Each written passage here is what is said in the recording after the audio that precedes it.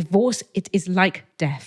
The grief that comes with it, it's the same thing. You have anger, you have denial, you have sadness, you have depression. Eventually, at some point, you get to acceptance.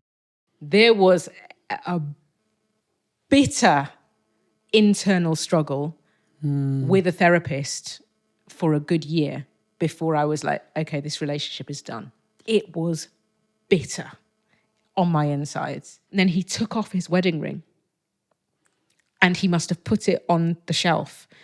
And after he had left the house, I suddenly saw it. I had never known him to take off his wedding ring. And I remember seeing the wedding ring. It was like being punched. My heart skipped a beat.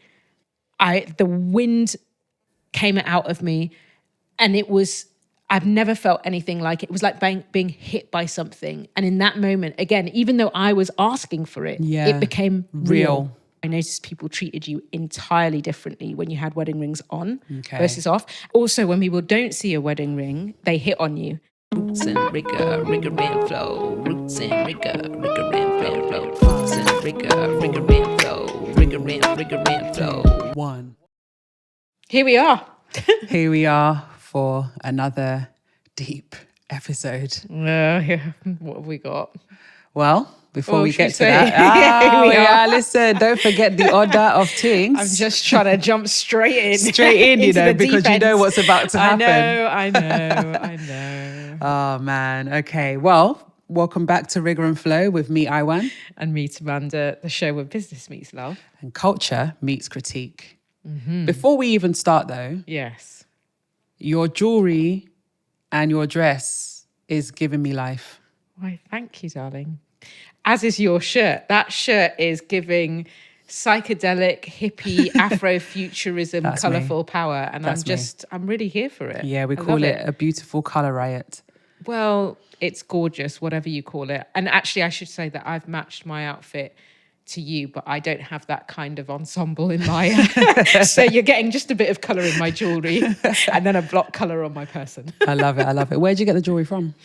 I've never seen it, actually. Lord, I bought this years ago and I cannot remember where I got it from. But I always knew I'd one day wear this piece and I've never worn it. Ooh, and then I bought these earrings that I've paired it with in Portugal earlier this year. Yeah, I remember when you bought those. I realised this morning, they kind of go. Yeah, it does. It almost looks like they're pairing, the necklace and the earrings.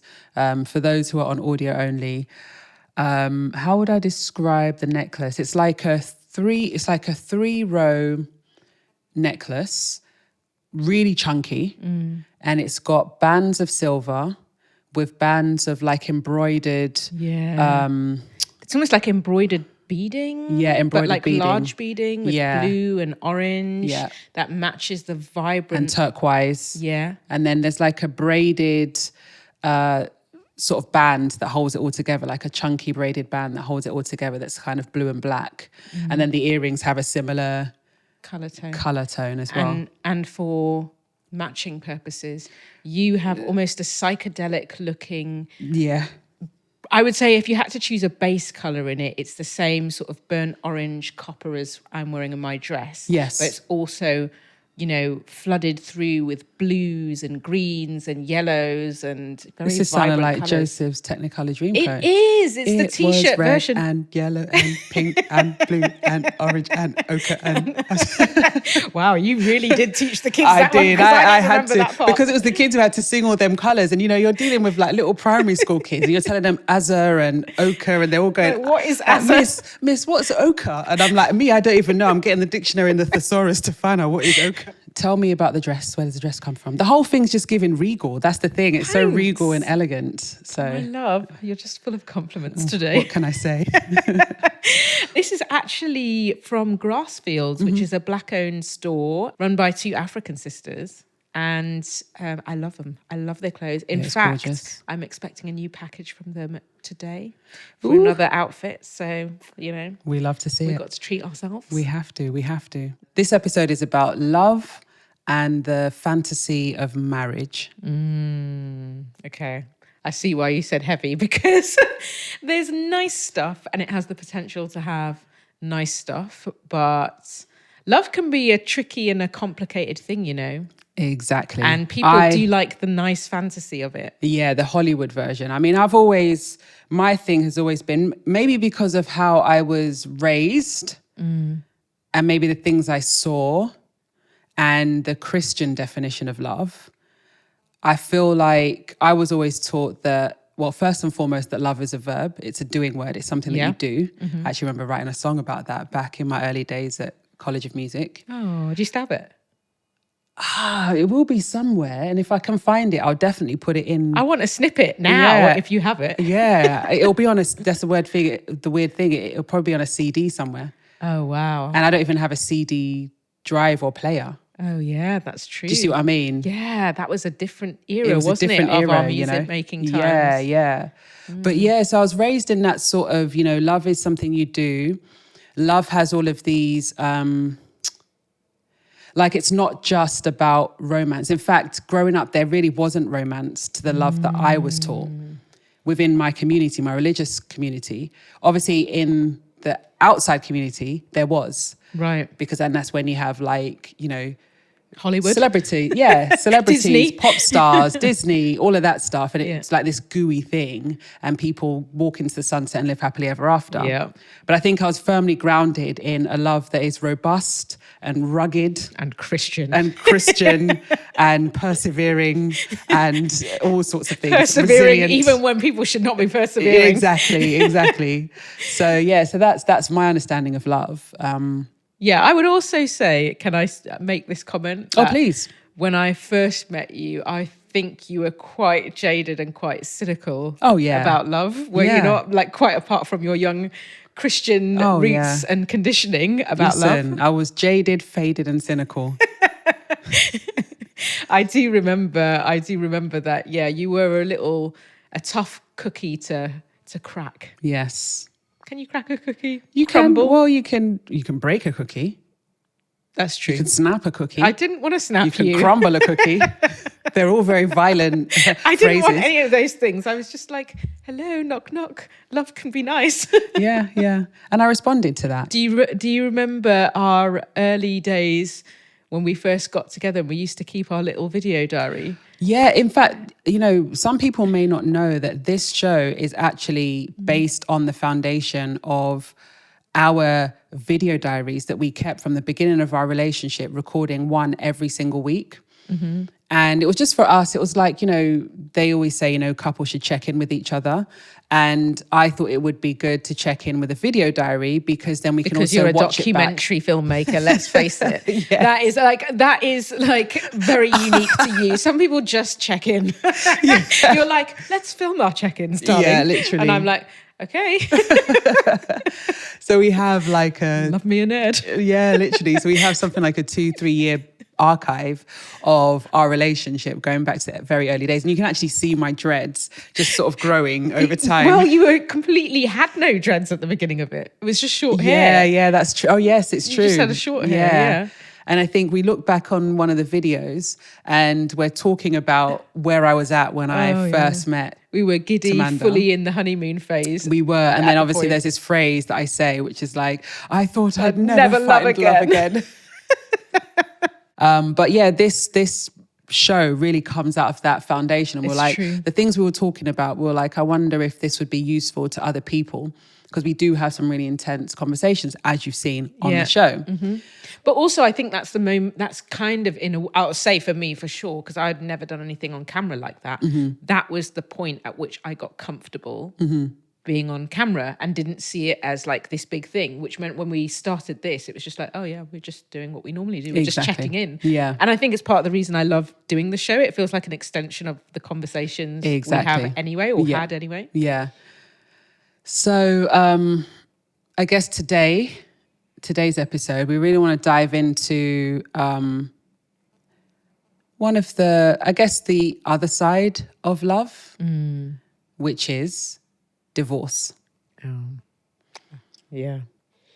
Well, this is the show about business meeting love, and sometimes love ends in divorce, or love becomes possible after divorce. And yes, exactly. It feels like, probably aligned with the kinds of things we think about. Exactly.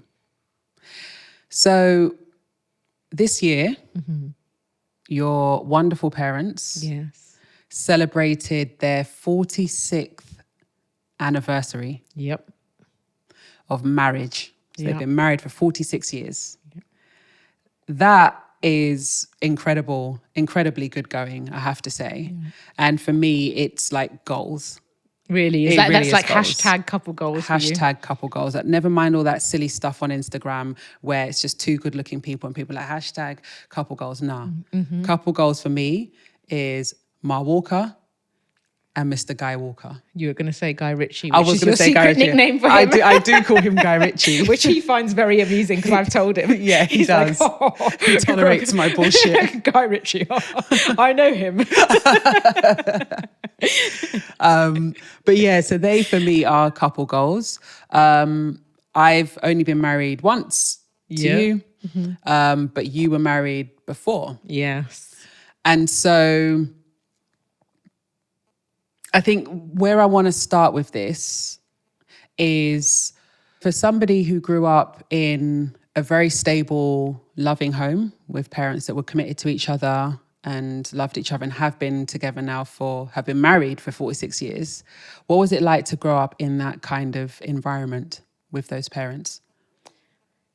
I mean, it's funny, isn't it? Because for you, you say hashtag couple goals, but it's taken me way later into adulthood to understand exactly why that is couple goals or to even see it in that way. And that's because I guess for me, there was this way in which my parents having this like very stable relationship and actually very loving relationship was so normalized to me that I didn't know there were alternative models of marriage, if you see what I mean. Right. I mean, that's a lie. I knew because some of my closest friends had parents with very turbulent marriages and I saw conflict when I visited them.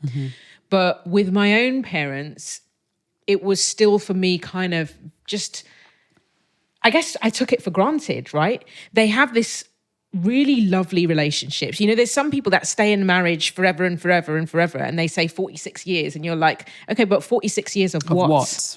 Right? Yeah. And that 46 years could be tumultuous, and maybe they have, like, I guess I've seen it a lot with friends who are Christian, and the be all and end all is you're staying together. It doesn't matter what the quality of that marriage is like. I saw that.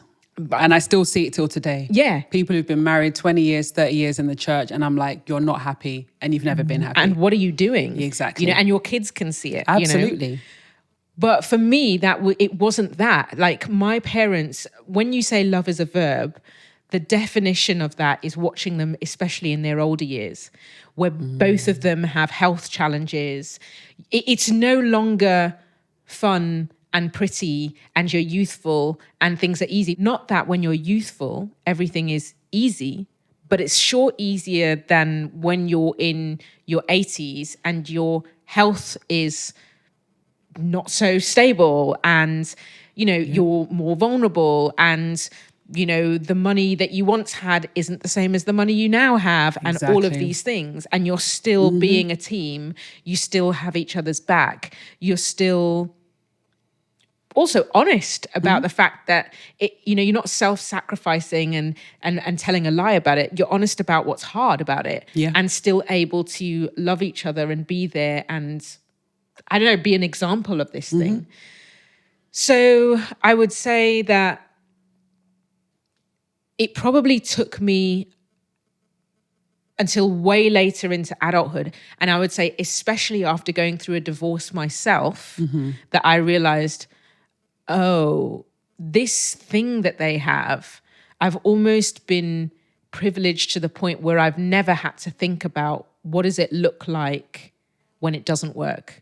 What actually is a healthy relationship? And my parents' relationship was loving, but one thing I'll say about them is they don't have a lot of overt conflict. Okay. So I've since asked them loads of questions about it. It's not that they don't have conflict, but they didn't do it in front of us, right? Me and my brother as kids. And so that kind of piece was something that I used as a barometer for what a relationship should be. And it kind of shaped, I guess, my own life choices about relationships. Not always for the better, though, I would add. When you think about the fact that your parents didn't have overt conflict, i.e. they didn't show you that there was conflict, they took it behind closed doors, right? Yeah. And then came to you with a resolution. Why would it have been important for your parents to show you their conflict? Well, so that's a really good question. If I'm going to be honest, for context, if you haven't been watching, I was married for 10 years. No, sorry, I was in a relationship for 10 years, of which 3 were married. But it felt like marriage for 10 because we lived together for those 10 years, right? And the thing about it was that when you have a model like the model I inherited from my parents, what you see is something quite peaceful, something not chaotic. So if I were to give you an example, I saw my parents argue, I think, twice in a very subtle way in my entire childhood or upbringing. One was over the color of a towel. One of them thought it was blue and the other thought it was green. And then the other was over who had measured the rain in the rain gauge and how much the measurement was. They were little things. Maybe there was something going on underneath that I didn't know. But in general, if there was a conflict for us as kids, let's say, kids are interesting. Like we kind of know which parent to go to for what thing. And let's say I wanted to go out with friends and I'd go to the one who I thought was just going to say yes and be the softer touch. That person would say, go and ask your mother or father. They'd say, ask the opposite spouse. And if they didn't think they agreed, they'd go away into their bedroom, they'd confer, and then they'd call you back to tell you what their joint answer. So it might have been that there was conflict or disagreement happening behind those closed doors, but I never saw it. I never saw it get worked through. Yeah, which I understand. So to bring that back to my marriage, what that meant was in my previous marriage, I would say we had no overt conflict, right? It looked on the surface exactly like what my parents' relationship was, right? So there was me, I was quite a bit younger than him. And when there was difficulty, everything was just very nice and very comfortable. But the difference I've learned in hindsight is that when there was something to be frustrated about, we did not have the tools and the skills to navigate conflict and communicate well. Right. So because, okay. Do you see what I'm saying? No, so I get it. So you and your husband at the time were calm on the surface, but it wasn't even that you were going behind closed doors to confer. You weren't going behind closed doors to do anything. And I didn't even really understand that that's what people did to work through their conflicts. Because you'd never seen that. Yeah, because I only got the end result of my parents' processing. Right. So now I'm in this thing and I'm not appreciating that there's a difference between you manage your conflict effectively, maybe privately, and you sweep everything under the rug and nothing gets resolved and things build up and build up and build up to the point of, it's actually avoidance. Right. And in fact, when I eventually got divorced and I was trying to unravel this and what did I learn in my parents' marriage and in my family of origin, and what do I need to keep for the future and what do I need to maybe change? I really, for some time, thought my parents also didn't do conflicts and I'd learnt it there. But I came to realize after many discussions with them, no, they do conflicts. They just do it very calmly that you almost might not realize it's conflict. Right. And they have really, almost like us actually, very direct conversations. Right. And they work through stuff and disagreements, and or they do it behind closed doors. It's just as an adult, they give me more of their conflict now because I guess they were trying to protect me as the child from seeing any instability. Right. And they don't need to, or maybe don't feel like they need to now as an adult. So then that brings me on to my next question. In hindsight, what could they have done differently to, I guess, prepare you for the inevitable conflicts that would arise in a relationship? Gosh. I don't know, Yeah. I'm not sure. I'm not sure what they could have done. in many ways, like, I'm super grateful for how peaceful and calm it was, and that I didn't have to sit through instability of that sort, right? But does and conflict mean instability? No, but That's I the thing. understand that now in a way that I don't think I did. But let me tell you why I say that. Yeah. Is because if I had to compare so two of my closest friends growing up back home in Botswana, they had a very different experience. Okay. One in particular had parents who had an extremely high conflict marriage, to the extent that we were very close, but I would go around on play dates and, sometimes the arguments would be, palpable. People had to be separated into different rooms. I'm not going to get into the detail because it's not my business. Yeah, exactly. But it was so far removed from my thing that I couldn't even make comparisons. Right. And then I had another friend whose probably relationship looked calm on the surface, and then after many years of marriage, it all unraveled spectacularly, and there was an affair involved and all sorts of things. Again, I'm not going to get into the details of who and what because it's not my story. But when I looked at my friends, they saw over unraveling of those relationships, and they saw over conflict. And what it meant for them was that from a young age, they were like, oh my God, I don't know if marriage is good. I need to think about what I need in a partnership. That shaped their decisions as they went into romantic relationships. So they saw the red flags early and so were forewarned. Right. But then it also sounds like with those friends that we're talking about unhealthy dynamics, like kind of crazy stuff, right? Mm-hmm. I'm not even saying that. I'm saying I'm not saying that your parents should bash each other about, no, right? But what I'm saying is, what could they have done differently to help you understand that conflict is a natural part of relationships, and here's how you have them and here's how you repair? Because I think that's a really important skill. It's a really important skill. And it's not one that I learned either, but mine was slightly different. That's true. Yeah. I'm very curious about yours. But yeah. I guess the only thing I could possibly imagine that they might have done differently is, instead of closing the door and letting me in on the end result of the processing, they could have done the processing in front of me. Right. Or they could have explained their reasoning and how they got to their end processing. Oh, so they didn't even explain their reasoning for things? Very rarely. Minimally. Okay. Like, your mother and I have talked and we think this. Right, okay. But they didn't say if it was like, she felt this, I felt this, and we've agreed to compromise at this. Right. Do you see what I mean? No, that There's makes a sense. difference. Yeah, that makes sense. And that would have helped me to understand what I then only learned as an adult. Your friends had a template of what could go wrong in a marriage. Yeah. They had the red flags up front, up close and personal. And so they were able to do their wrestling and grappling with the bad side of marriage, for want of a better term, and almost approach their marriages and their relationships like clear-eyed, under no illusions about what could go wrong, right? Sure. And for better and for worse, if I can just say that. Precisely. So one of them went on to build like a marriage really solid with someone else who had the same view. Beautiful the other marriage. one has pretty much avoided relationships because they haven't been given necessarily something else that could work for them. And I was that person for the longest, and I'm sure we'll talk a little bit about that. But what it is that they had something, right? So fast forward, you're now in a relationship of 10 years, married for 3. You haven't had the template that your friends had, where you're kind of forewarned and forearmed.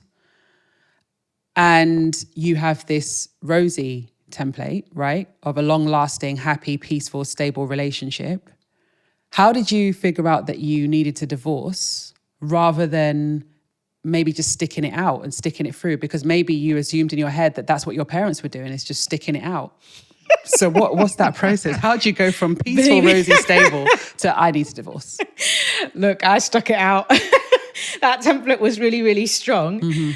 Yeah. Oh, how do you feel? Like, isn't this the perpetual age-old conversation? Like, you see it on Instagram things all the time. How do you know when it's right to leave a relationship? Oh, man. Where do you start with that? Okay, the first thing I want to say is that there were many great things that I took from that relationship, and I want to start there. Okay. I would say that relationship started as a friendship and started as something Actually, we met in the workplace. So there was that foundation. But if I am brutally honest, and I don't want to be disrespectful, but if I'm brutally honest, the relationship should never have resulted in marriage. So when you ask, how did I realize I needed to divorce? I think it's even a different question is when that is your template, how do you know when it's time to break up? Because all you know is staying and sticking together, right? Okay, yeah. And the reason I say that is that because many of the foundational things many of us would take for granted in a relationship and in terms of intimacy were missing from really early in the relationship. Okay. So if we just need to call it quite bluntly, like, are we talking like sexual relations? Yeah, exactly. Yeah. Now, of course, people have all kinds of models of marriage where maybe there's more than one partner or some people don't. But for me, I take as a foundation of a relationship intimacy. And intimacy is maybe, well, a lot of people will say that if you cannot communicate or work through conflict, that is going to show up in your intimate life. Yeah. Right? Yeah. So it could be that there was just a communication challenge and then the other bits reflect that communication challenge. But anyway, regardless, for me, that is something you should have in a intimate romantic relationship. Absolutely. I think that's an important part. Yeah. Obviously, barring illness or, you know what I mean, or some other thing, then as a general rule, I think that's a... Yeah. Or many couples will struggle with it at some point for Of reasons course. of illness or whatever. Yeah, but of course. in terms of a baseline, if you've been together for many years, you would expect a certain something, whatever, depending frequency, whatever. That's a different thing. That's up for debate. But you expect a certain baseline. Yeah. But Did that include affection? No, there was affection, actually. Okay. There was affection. Yeah. And we clearly cared for and respected each other in loads of ways. But there were things we weren't naming or saying or able to address. Yeah. Even having sought out help. Yeah. Right. And I think there's another factor, which is not just about the model I inherited, but the bottom line was I created a relationship that on many levels looked like my parents. Okay. I'm younger, he's older. We're both from different ethnic groups. We're building a relationship across difference. We both of us had families and parents who were in really long marriages. And so in a way, we thought we were choosing people who had a very, very similar template and a very, very similar model to be in relationship with, I think. But in reality, if you dug deeper on those models, they were actually quite different. Okay. In what ways? Well, for example, so I would say his family they had also married across difference and they had had a love marriage. And As opposed to an arranged marriage because he came from an Asian background, Indian background to be specific. And my parents had also had a love marriage when, of course, they had tried to put my mum into an arranged marriage from younger, but she'd married some white English guy later.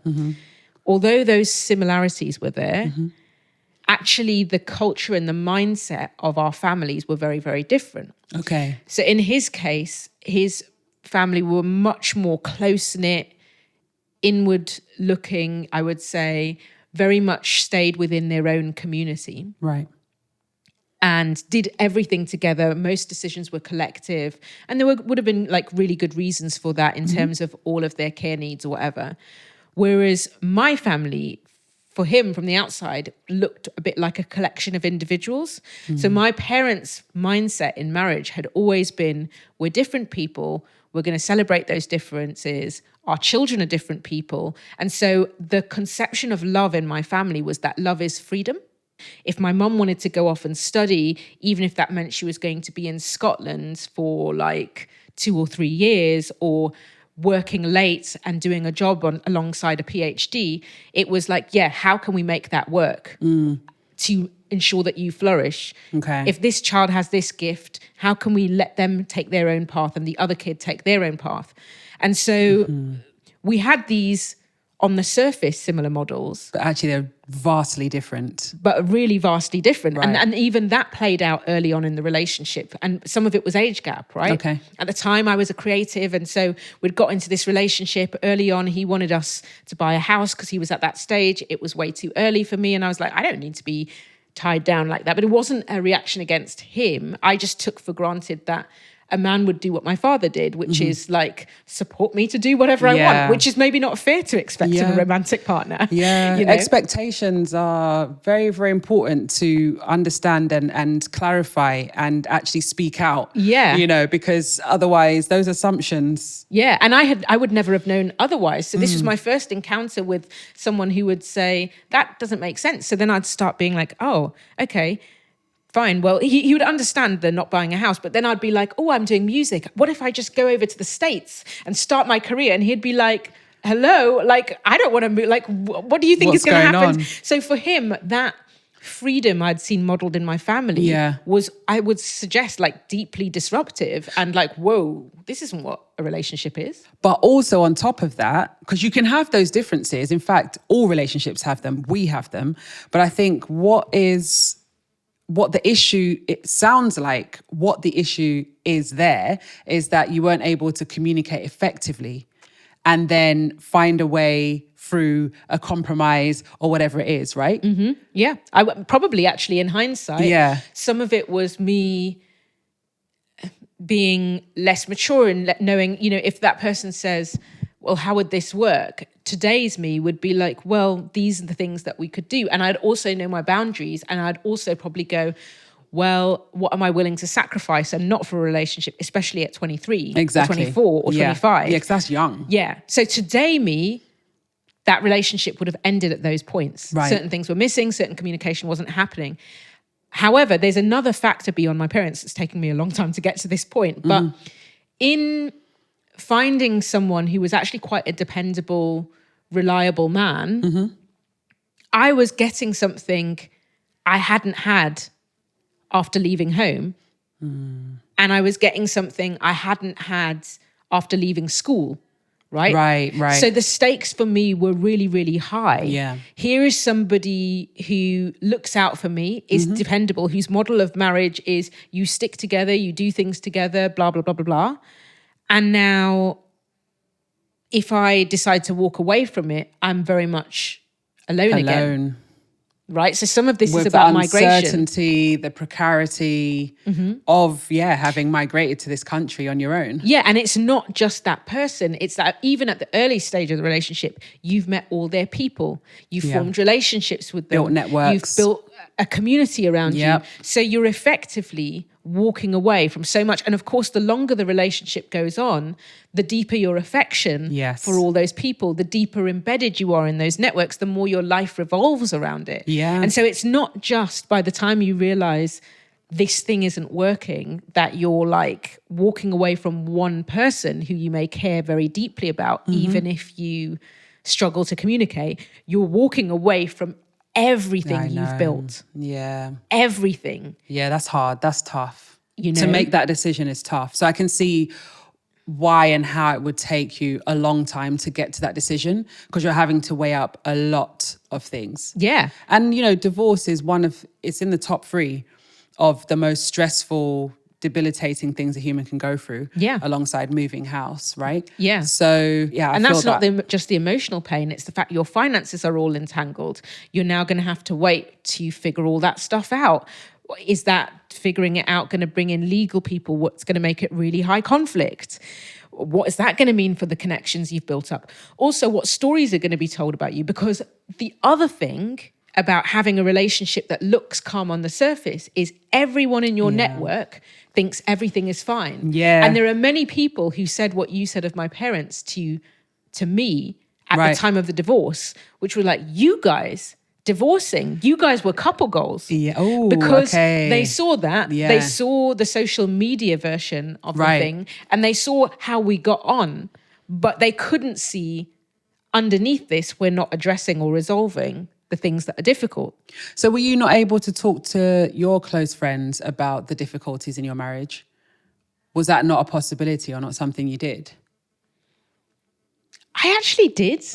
Oh, you did? Okay. Yeah, maybe not to the degree of detail or seriousness that I should have.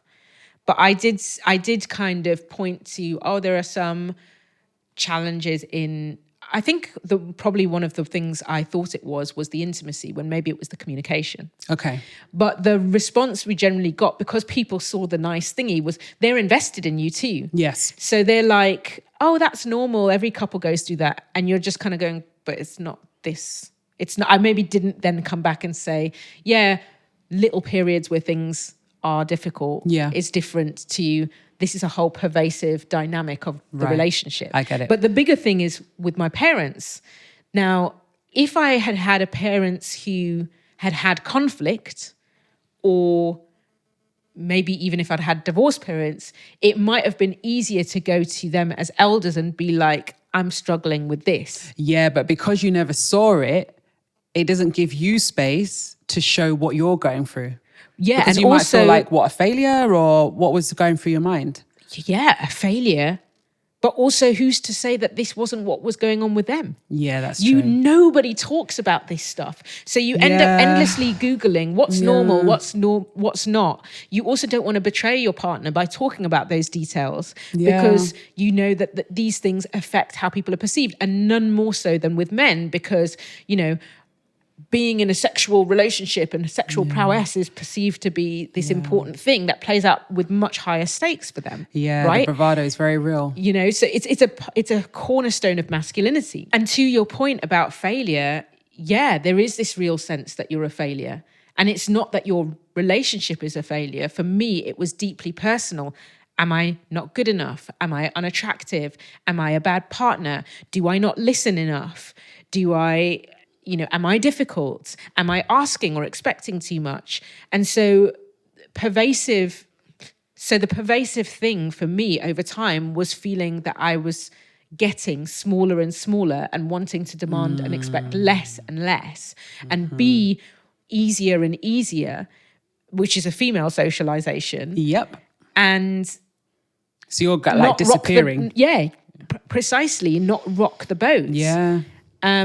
And actually, to have a relationship, what I've realized since, after lots of therapy, is you actually have to have a really quite robust sense of who you are, what you want, what you're willing to accept, what you won't, and what your boundaries are. Not to use as a weapon, but to understand what is your bar, what is your criteria. Yeah. And that was the thing I actually had to learn in order to be able to know it was time to leave. Yeah. And do you think your parents could have taught you that, do you think, from young? Do you think that's a possibility for a parent to teach a child? I think my parents did everything they could to cultivate that in me.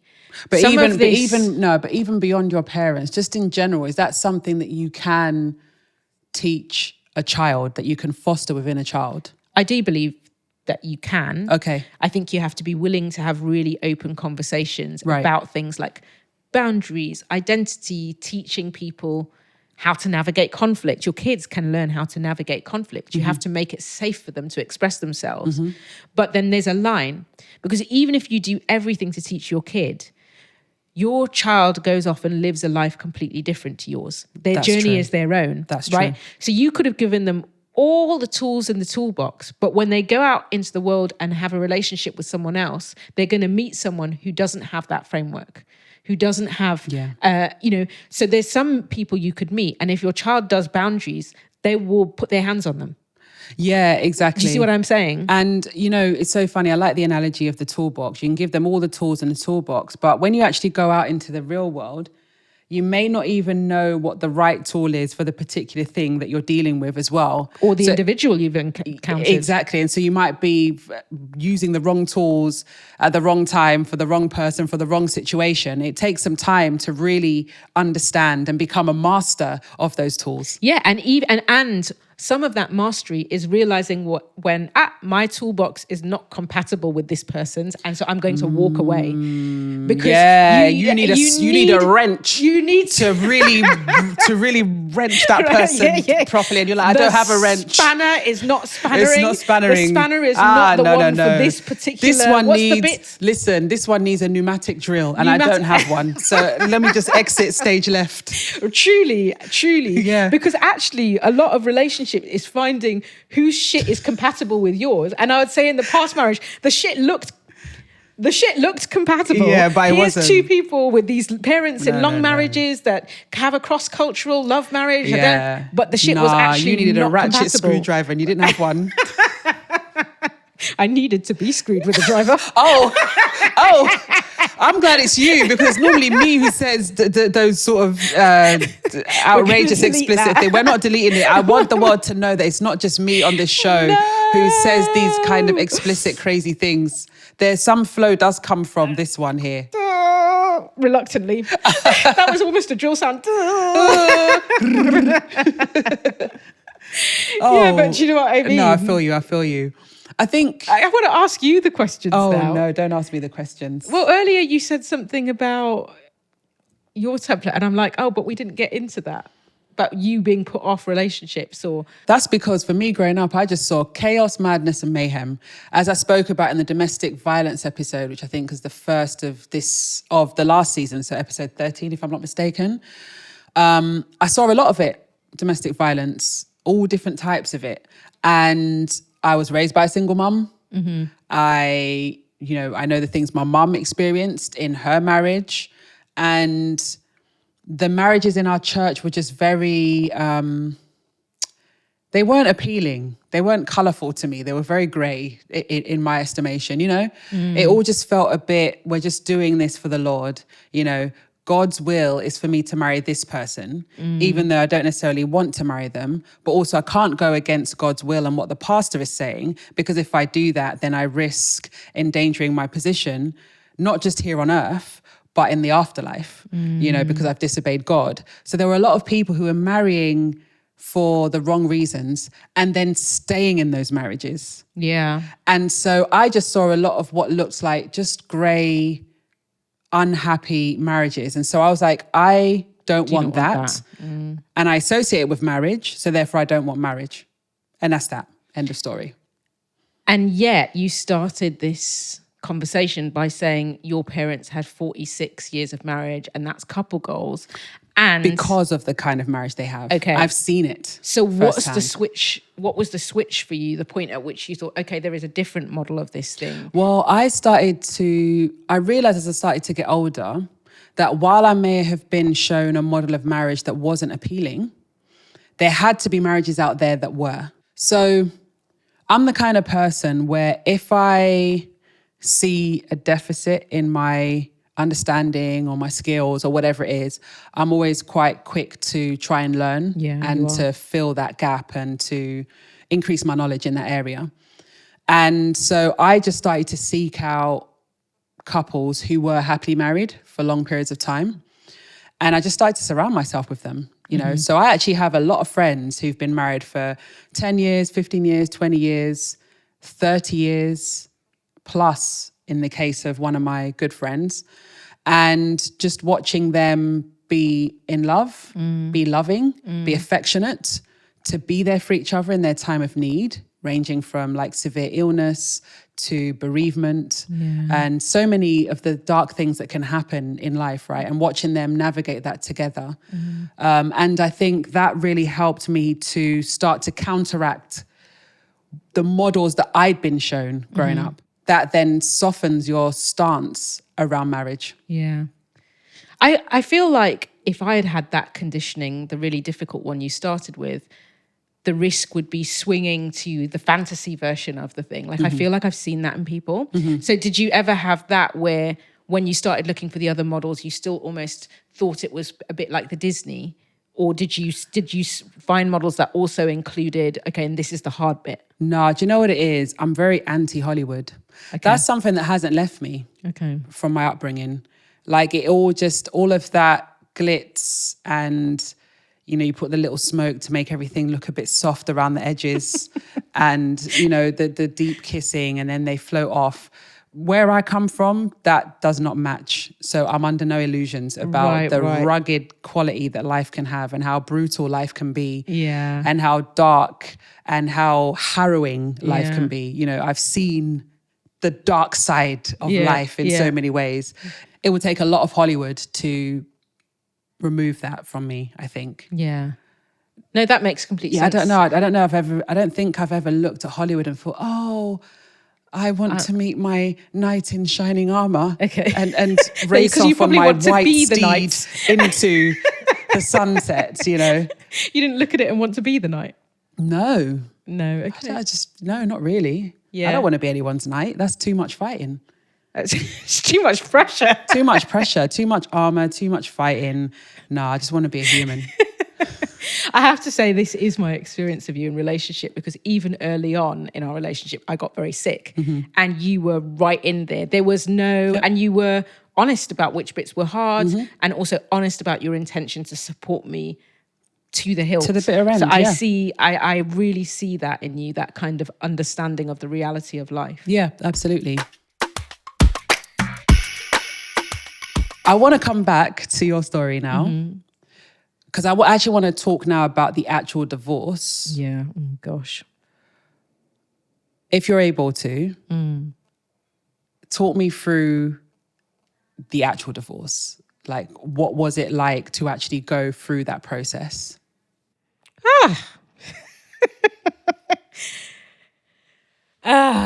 You know, divorce, right?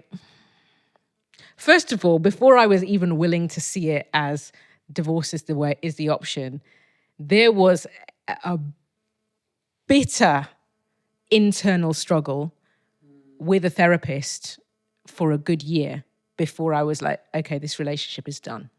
Right. It was bitter on my insides. And the thing is, at the time, I didn't realize I was in therapy because of my relationship. I thought I was there because of all my struggles in academia, stuff coming back up. Those things were real, very much there, very much had to be worked through. But a big part of it, that any good therapist, if you turn up presenting with one thing, they're going to look at the whole person. Yeah. And that therapist was just tapping away, well, what's going on here? This isn't making sense. This isn't making sense. They're looking at your whole life. Yeah, and it's so irritating, but it's so necessary. The mirror. As a result, I probably had quite a fractious relationship with my therapist, because she was going, look, you keep saying all these things. And there was all sorts wrapped up in it, which I've talked about before. There was me trying to figure out my sexuality, which was coming through an awakening at the same time. There was me trying to figure out what is actually this marriage that's not working for me. How are the two things connected? So there was a bitter 1 year wrestling, which I can only describe as, again, a dark night of the soul. And then there was the moment of clarity came really quickly for me, like almost overnight, where I was just like, how was I, it's one of those moments you look back at and you think, how was I so oblivious to the fact that I was actually wrestling with my relationship and that this was always going to play out this way, which I am sure my therapist knew. But you look back at it and you go, it's like almost you see it, this relationship isn't working and you can't unsee it. And at the time I saw it, we were bang in the middle of buying a house. So it was a very confronting and uncomfortable thing to see, but it was also a very revealing thing, because when you now start getting to a point of buying a place with someone, you then have to go, oh, it may not be your forever home, but you're on a trajectory now to your forever home. So then you start projecting forward. Am I really going to do this for 10, 20, 30 and 40 more years? That's a very important projection. It's a very important projection. And then when you raise with the person you're with an issue and they dismiss it in the same way that they have over the last 10 years, you realize, oh, this is not tenable. I can't do this for 10, 20, 30 and 40 more years. Yeah. And that realization, I remember describing it at the time. In Botswana, we have this, it's, how do you call it? A brush that you sweep with? Oh yeah, there's brush that they make it from grass or from dried grass. It's we call it like a broom. Yeah, it is a broom. Yeah, but it's not the broom with the stick. No, you hold it in your hand. It's like a collection of dried grass, like hay or something. Yeah, twigs or whatever. Yeah, and you sweep the ground. Right. Yeah. And the moment of realization happened for me in a cafe on a random morning, Cafe Nero. I'd gone to the gym with my ex and I tried to bring up an issue and he was just like, we're not talking about that right now. Okay. And in that moment, it was like that broom is made up of these tiny thin sticks that are very brittle. And it was like the last remnants of that relationship had been hanging by one brittle broomstick. In that moment of him saying, we're not talking about this right now, I felt a kind of dismissal I had felt a lot of the time. Right. Of something that mattered to me. Yeah. And it just cracked. And it wasn't, the realization was, I don't have the fight to fight this fight anymore. I felt nothing except that this deep clarity, this is done. So did you tell him that you want a divorce? No. Who told who? Well, I did, but not in that moment. Oh, no. I just felt it. Yeah. And then when did you decide to? Probably a week or two later. You told him? Yeah. I mean, it was like it was having the rug pulled out from under me with my entire life, is what I would say. After that moment of realization, things unraveled very quickly in the next couple of weeks. Okay. It was almost as if stuff I had suppressed in myself, including attractions, including my desire for intimacy, which I had to manage, it all just broke open in this almost uncontrollable way. Right. Because I could no longer live that pretense to myself that this was working for me. And all my real desires, which I had suppressed to keep myself small, to not be too difficult, to not be too much, they just burst open like a floodgate. And I had been so disconnected from them, I didn't even know they were there. Wow. Right? It was like letting horses bolt out of a gate. Wow. So when you told him that you want a divorce, how did he respond? I'm not going to lie, he actually guessed something was up because about a week, I had planned not to tell because he had some important things coming up with his work. And I thought I'll wait until we hit the Christmas holidays. And then one morning he was like, something is wrong with you. What is up? You need to just say. And I was like, I don't think I can be in this relationship. And I don't think he was expecting that. He knew something was very wrong, but I don't think he was expecting that. Right. And so his immediate reaction was obviously like, I mean, I guess he would have felt the rug was being pulled out from under him. And so he went straight into what happens in divorce, which is grief.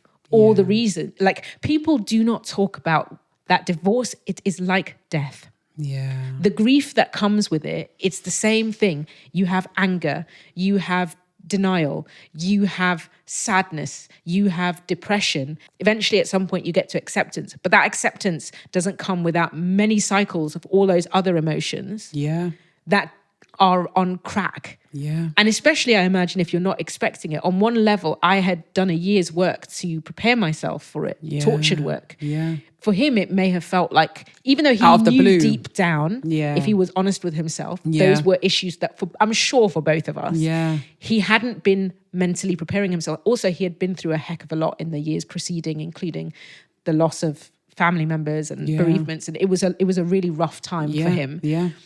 And of course, his first thing was to be in denial and also angry. I remember the one thing that happened straight away was after we'd talked a bit, he was like, I have to go out. I have to get out, which was very classically avoidant of him, was like, I need to go somewhere and gather my feelings, but also healthier than moving to violence or something. Yeah.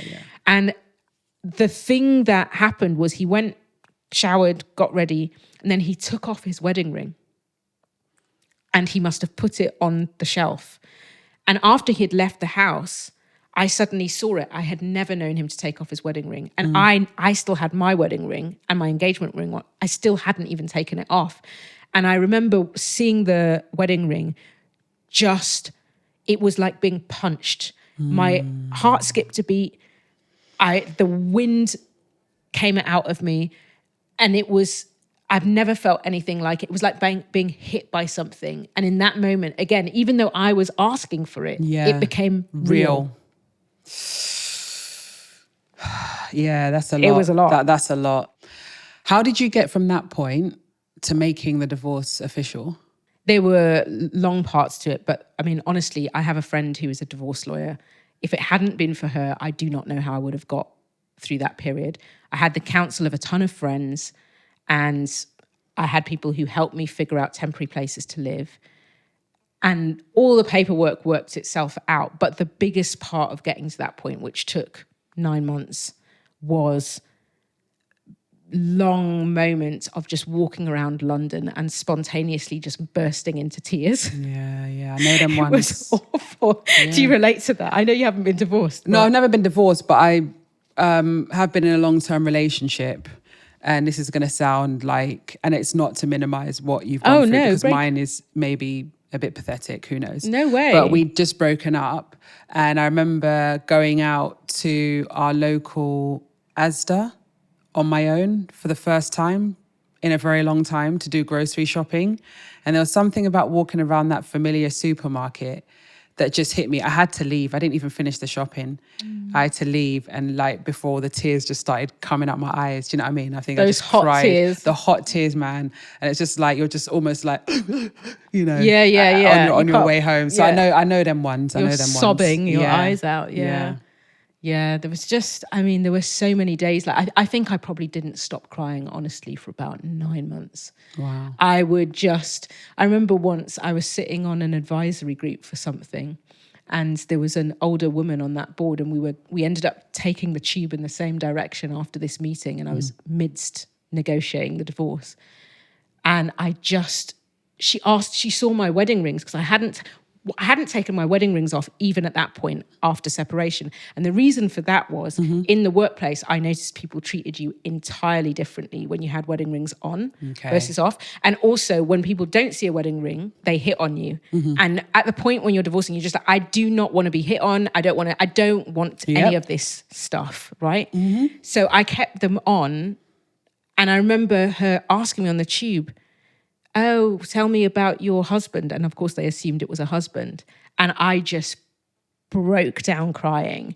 And she was like, what's wrong? And I was just like, oh, I'm wearing my rings, but we're not actually together. We're separated. We're going through a divorce. And bless her, she sat there and she was like, I've been through a divorce. And it was people like her, older women that I met in everyday life, who were able to give me the things I couldn't get from my parents, who had never been through something like that. Yeah, so they can't even give you advice. They can't give you advice. They support you. Yeah. They love you. They let you know once they get their head around it. But she was like, I once went through one, or I think it was her husband who had been through one and then was with her now, and everything was fine. And I was just like, I felt like I would never, ever come out the other side. I felt like I would never love it again. So it was like, you needed this kind of council of people who had been through it. The council of elders. 100%. And there were a few, like an auntie of mine as well, to make you realize like, oh, this actually is a thing that happened. Of course, I knew intellectually from my friends, but I did not know what it means or how brutal it was. Yeah, and that thing, it does get better, and that you will come through it, and this too shall pass. Yeah. You know? Yeah. You've now divorced. You're out in the world. You're back on the market. The dating market. That was a revelation. Wow, it was a revelation. Okay, tell me the things. What was it like to date after divorce? I mean, the world had entirely changed. Because 10 years is a long time. It was a different world to the world I had lived in when I was last single. I can tell you that for free. Okay, tell me some of the differences. Dating apps and online dating was the preserve of washed up weirdos that couldn't meet anybody in real life. That is what it had been. Yes, I know what you mean. When we were growing up. Yeah. And at the time I had got into that relationship, it very much still had that like tarnished reputation. And so if you have grown up in today's world, you don't realize now everybody meets online. It was not the done thing back then. Like almost no one did, and people always had these ridiculous stories of either how they had this fantasy marriage and they met online and got together and met from one country, Turkey, to America, and now they were together forever, or they ended up in someone's basement or something. You know, it was like it was like that two took extremes. That took a real turn there. But I was there sort of going, yeah, fantasy married, then basement. Okay. No, but that's what the reputation was. It was like, it was weird. Psychos galore. Yeah. Whereas suddenly dating was like a meat market. Now you have to have your own catalogue page. Yeah. You've got to figure out what Profile pictures to pictures, choose. multiples. I mean, Put all your statistics, your do you biodata. say your politics, your biodata? It's like arranged marriages of the present. It really is. It's giving Indian matchmaking. Yeah. And I was like, but without any guidance. no guidance. Because at least there you've got guidance from parents and the actual matchmaker. Here, you're just flung onto the app. Yeah. I mean, even this thing of swipe, Yeah. it was so hard for me to swipe. I felt like I was supposed to engage with everybody because like that's what you do in real life. And, you know, you're a good, nice person, which I had to Hello, obviously my get. name's Tamanda. Truly, I ended up friends with and going on dog walks with people who I'd been on dates with. And my friends had to be like, this is not a dog walking app. It is dating. Like, what are you doing? It was just so, it was a world I did not know. It was bloody scary because you're going to meet a random person. You have no idea how they are. You've got to figure out the place. Yep. I didn't realize all these strategies you later learn. Like you've got to make the, you know, have an inbuilt excuse. So you only have an hour. So you can easily leave if you need to. But then Getting your friend to call you, like call me in like about half an hour from 2. Call me at 2:30. My date's at 2. Call me at 2:30. Yep. If I don't answer, then it's okay. If I do answer, Rescue we'll talk me. it through. Or rescue. Yeah, you learn all these things. Or the worst is like if I don't answer, like literally call the police and send a search party. But that's the thing. It's what's the code word. I Yeah. had really highly developed like safety strategies with friends by Did you the have, end what of were your online code dating. words? I never had a code I can't word. remember some of them, but I definitely would tell people, Pineapple. especially in the pandemic. Yeah. Yeah. Because it's actually quite scary. And then you have to swipe and you meet white supremacists on there, especially because I moved up north to Leeds.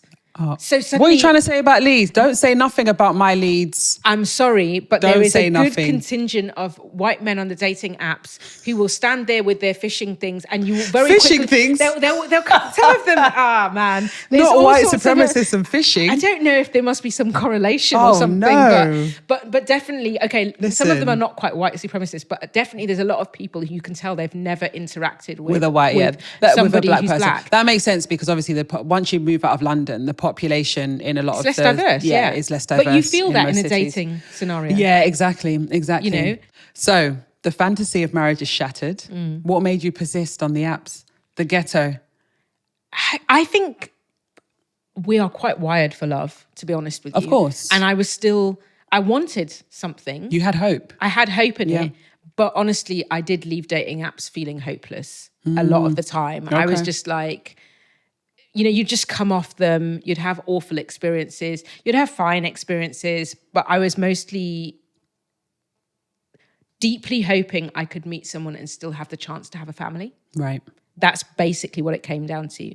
But I eventually just dropped off because I thought this is not the way I'm going to meet someone. I'm going to meet someone in real life. Okay. Now, we're not going to go in through our story because that's a whole episode in and of itself. And we often tell our friends our story who've not maybe sat down with both of us together. That's another episode, I think. Do you agree? Oh, yeah, definitely. That's a whole other Yeah, story. we don't have time for that. Fast forward to us now. What made you say yes when I asked you to marry me? Is this going to be another X-rated? Don't say no more X-rated. No X-rated No more revelations. X-rated. None whatsoever. What made me say yes? I'm going to say a cliche. I was going to say, you know, there's some things when you meet someone, you kind of know. Yeah. When you know, you know. But that's such a cliche. I can't say But cliches that. come from somewhere. They come from somewhere. Like stereotypes come from somewhere, you know? That's true. But let me break the cliche a bit. Okay. Which is to say, the knowing, although I wanted that consciously, the knowing with you in reality was utterly petrifying. Okay.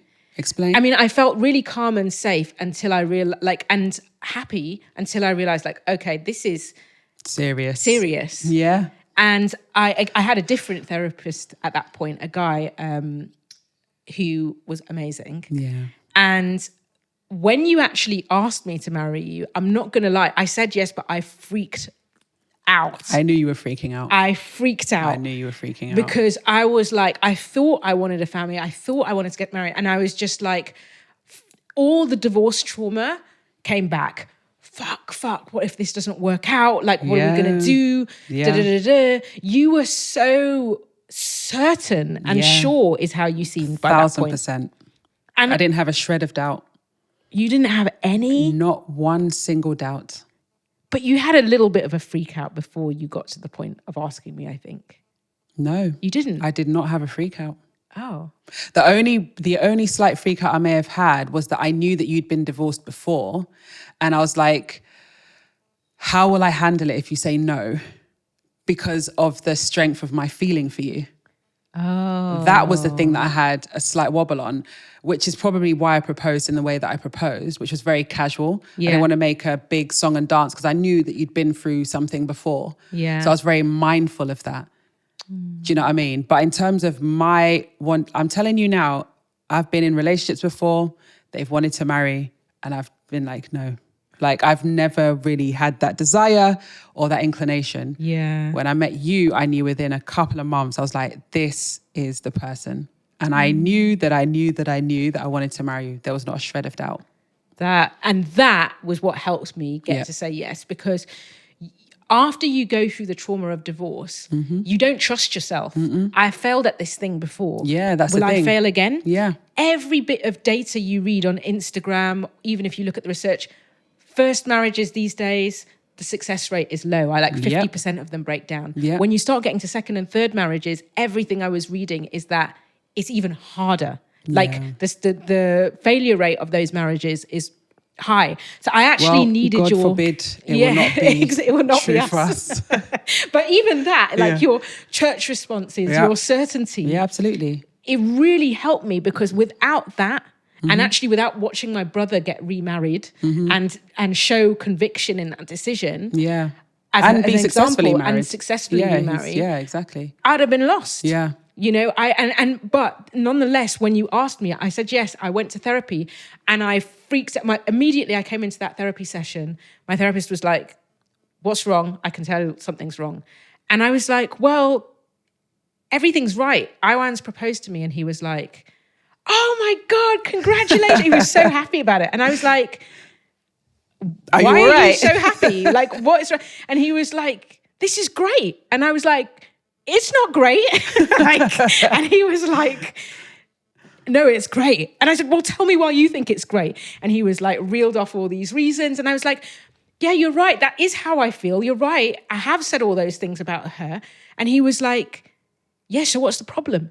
And I was like, "What if it doesn't work?" And he was like, "It's going to work." And I was like, "Well, how do you know it's going to work?" And he was like, "Look, I've been working with you for quite some time now. I've seen you date a few different people." And he said, "There is not a single person who every time you say their name in these sessions, your face lights up." Oh. He said, "Your face, as soon as you say her name, your face just lights up. And I've seen everything. I've watched everything. And, I don't think therapists are really meant to..." Like, he was trying not to say, thingy. And he had seen some horrific dating experiences. He was just like... He kind of gave me permission to feel safe and enjoy it. Yeah. And along with your certainty and my brother's example, Yeah. it was like, I can do this again, and I can do it with someone who's certain about me, because that was the thing I hadn't... Who wants me so unequivocally. Yes. And who I want so unequivocally. Yes. I can give that another shot, because I'm not going to confine myself to not wanting it again. Exactly. Because I got hurt in the past. What kind of life is that? Exactly. And it's so funny because it brings us back to the top of the episode. You didn't have the template or the examples to help you navigate your first marriage, but actually having a few examples and templates and that certainty helped you to enter this one. Yeah. And now you have a template of how to navigate conflict. Build, repair. We've had conflicts. Oh yeah. Listen, marriage, there's no fantasy. No and you know way. what? We only celebrated our first anniversary this year. Yeah, our paper anniversary. We're like... So we're babies. We're not trying to say we have Babies. all the advice and all of that stuff. But what we do have is maturity and a template for navigating conflict and repairing. And we've done quite a lot of quite that a lot in of a short repair space in a of short time. space of time. Like even just to get to where we are, we've had to ask a lot of difficult questions, have a lot of uncomfortable and difficult conversations. Conversations like the ones we have here often. Precisely. Yeah. So while we are not experts in marriage, we're definitely committed to this journey. Yeah. And I think that's a really beautiful place to end, would you say? I sure would. I just would like to say thank God for asking me.